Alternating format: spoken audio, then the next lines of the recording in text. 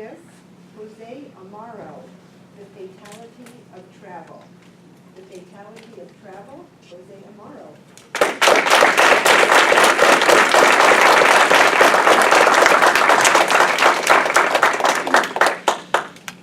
Novelist Mark Twain once wrote that travel is fatal to prejudice, bigotry, and a narrow mind.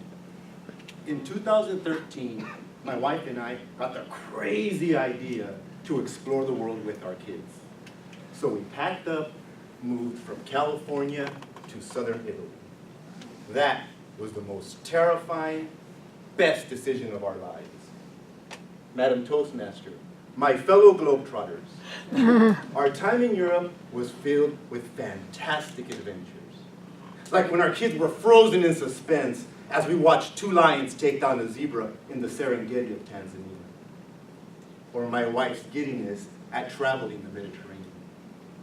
And me, I raced the original marathon course in Athens, Greece. And you won't believe it, but I almost won. The winner finished just an hour and a half in. We also had a few misadventures, like when we, as my wife tells the story, when we left her purse with our passports somewhere between Switzerland and France.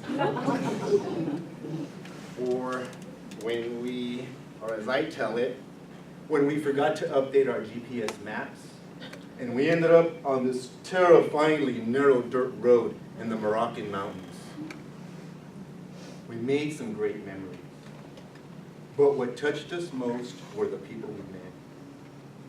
In the Italian city of Matera, we stayed at a bed and breakfast. One morning, the owners brought us a bowl of their cactus fruit to see if we would try it. They were surprised to see our kids' faces light up as they proceeded to gobble up half the bowl.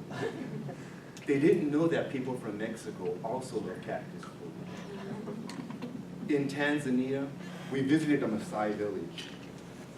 The chief's hut wasn't tall enough for us to stand in, and it was no more than 8 feet in diameter, but it was clear he wasn't interested in material wealth. He simply wanted to lead his tribe according to their traditions. Walking the Blue Mosque in Istanbul, we learned the practices and customs of Islam. During the call to prayer, we felt genuine love and devotion. Later, at the religious temple Hagia Sophia, we were inspired to see Christian and Islamic symbols under one roof. These experiences forever changed how we see the world. The Italian couple showed us we are more alike than different. We saw the hope in the Maasai chief's eyes of raising his children to be strong, independent, compassionate humans, just like what we want for our own kids. The worshipers in Istanbul showed us we don't have to abandon our own faith to celebrate the faith of others.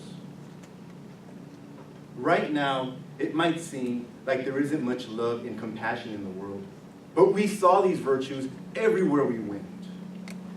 All of us have people in our lives who we love and who love us. We demonstrate compassion and empathy every day with people close to us.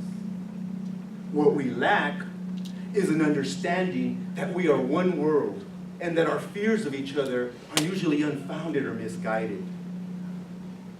Demonstrating love, compassion, and empathy doesn't mean we agree on everything. We just have to be willing to believe that we can live by our own values and still come together as a community. I am proud to see this willingness shaping my children's lives. My son is adding U.S. presidents to his bobblehead collection. And I asked him, will you collect the current president? Without hesitation, he said, yeah, Dad, I'm going to collect all of them.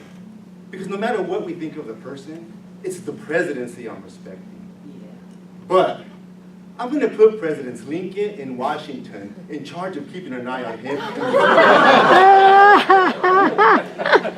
My son knows the meaning of integrity. And and he can teach a lot of us the importance of a sense of humor. My daughter has a strength and maturity that is truly inspiring. She's a martial artist. She lost a match recently, even though she knocked the opponent down and even made her cry. Her coach and I were upset at the judges, but she came up to me and said, "Dad, don't be mad. She may have beaten me on points, but I can see that she's afraid of me.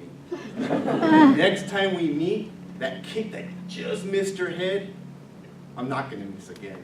That's a tough girl. Our travels taught us that it's the sharing of our lives that makes Mark Twain's wisdom true. There's an African proverb that says, if you want to go fast, go alone. But if you want to go far, go together. Our travels took us far because of my wife's courage to see this dream come true. Our friends and family, who thought we were crazy, but supported us every step of the way.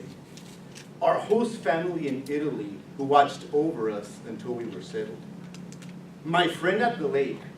On Saturday mornings after our run, we'd sit and talk for a while.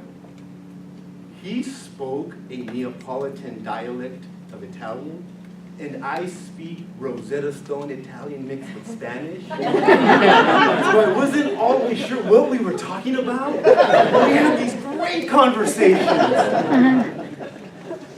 To paraphrase the rest of Mark Twain's quote, building strong, wholesome views of the world simply requires that we be willing to step out from our own little corner of it. So what are you waiting for? Because whether it's people in another country, a new neighbor, or the crowd gathered at a speech contest, let's reach out and get to know each other and start our great adventure. Madam Toastmaster.